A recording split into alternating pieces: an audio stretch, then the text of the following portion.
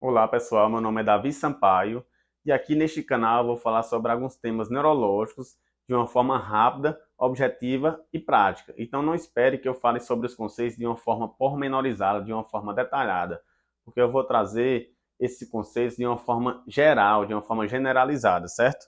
Inicialmente eu vou falar sobre o AVC isquêmico. No AVC isquêmico, o que acontece? Qual que é a fisiopatologia? A gente vai ter uma obstrução de alguma artéria do cérebro que é responsável por irrigar alguma região. E essa região, ela vai ocorrer uma disfunção, ela vai deixar de funcionar adequadamente devido à falta de nutrientes, devido à falta de oxigênio. E o que é que acontece com essa região? A gente vai ter uma área mais central, que é chamada de core isquêmico. Essa área central, ela necrosa rapidamente, porque nela foi cessado completamente o fluxo sanguíneo.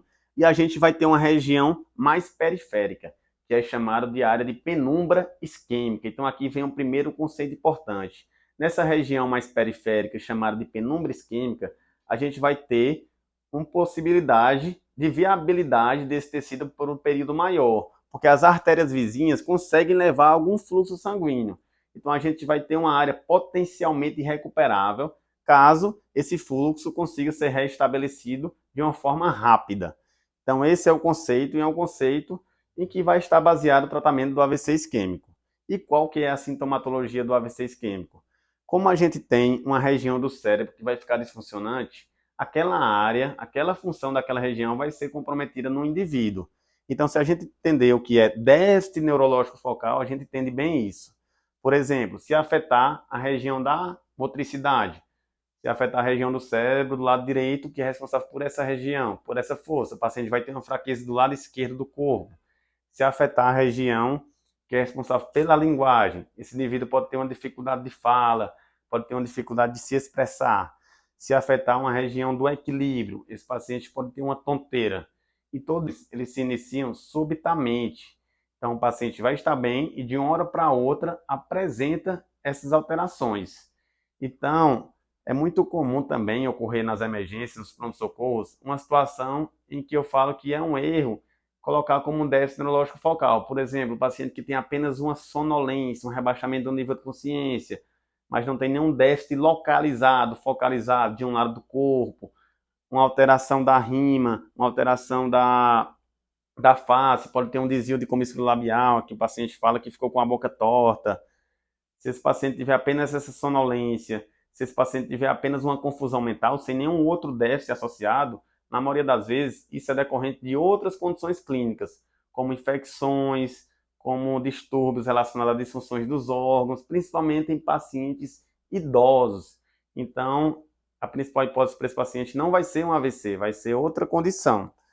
E qual que é o tratamento do AVC isquêmico? Então, quando o paciente consegue chegar no pronto-socorro em menos de 4 horas e meia, nesse hospital que faz esse tratamento, a gente vai conseguir fazer uma medicação que vai tentar desobstruir essa artéria e tentar salvar essa área de penumbra, que está se mantendo viável por um período maior. E qual que é a medicação? É uma medicação chamada de trombolítico, que no Brasil a gente usa o Alteplase na dose de 0,9 mg por quilo, em que eu faço 10% em bolos e o restante em uma hora em bomba de infusão. Quais são os únicos exames obrigatórios para que eu consiga fazer essa medicação? Eu sempre tenho que fazer a tomografia, porque a tomografia é o que vai dar o diagnóstico do AVC isquêmico. E o que é que vai apresentar na tomografia? A tomografia ela vai excluir sangramento, então já sei que não é AVC hemorrágico, e no AVC isquêmico, nas primeiras horas, essa tomografia ela vai vir normal. Então, uma tomografia normal e um paciente com sintomas típicos, eu já dou o diagnóstico de AVC isquêmico. O outro exame obrigatório é a glicemia capilar, tanto porque uma hiper ou uma hipoglicemia pode simular um AVC isquêmico. Então, fiz esses dois exames e na primeira hora eu tenho que ficar muito próximo desse paciente em que está sendo feita essa medicação, porque se ele apresentar qualquer sinal de sangramento, que é a principal complicação do trombolítico, se ele apresentar vômitos incoercíveis, cefaleia intensa, hipertensão refratária, eu tenho que levar esse paciente para a tomografia e se ele tiver tido um sangramento, eu tenho que cessar esse tratamento e fazer medidas para evitar a expansão do sangramento. É importante também, após o início trombolítico, manter uma pressão abaixo de 180 por 110, porque isso é o que vai evitar, é o que vai diminuir a chance de sangramento. E quando eu não consigo levar esse paciente para o hospital dentro dessas primeiras 4 horas e meia, que é muito comum no nosso país, principalmente devido ao desconhecimento da população dos sintomas do AVC. Então, infelizmente, a gente tem esse retardo em levar o paciente para o hospital e muitas vezes esse paciente não consegue chegar dentro das primeiras 4 horas e meia. Após esse período, é importante também que ele seja encaminhado a um hospital de referência, porque a gente vai fazer as medidas de suporte, em que o nome é simples, mas que denota muitos cuidados. A gente vai fazer um cuidado relacionado à glicemia desse paciente, que vai melhorar a sua sobrevida. A pressão, a gente vai manter uma pressão mais elevada. O paciente que não fez trombolítico, que chegou após esse período, eu consigo manter uma pressão dele, eu tenho que manter no máximo até 220 por 120. Então, deixa essa pressão mais elevada. Eu não faço medicação para baixar a pressão desse paciente caso essa pressão esteja abaixo disso. É muito comum também em hospitais que não tem tomografia o pessoal já fazer uma medicação para baixar a pressão. Mas isso é errado. No AVC isquêmico a gente mantém a pressão até 220 por 120. 180 por 110 está ótimo, 200 por 100 está ótimo. A gente não faz nenhuma medicação a princípio. Além disso, vai ter uma avaliação da equipe de fisioterapia, vai ter a avaliação da equipe de fonoaudiologia, terapia ocupacional. Tudo isso vai evitar o risco de complicações e também vai melhorar muito a sobrevida desse paciente.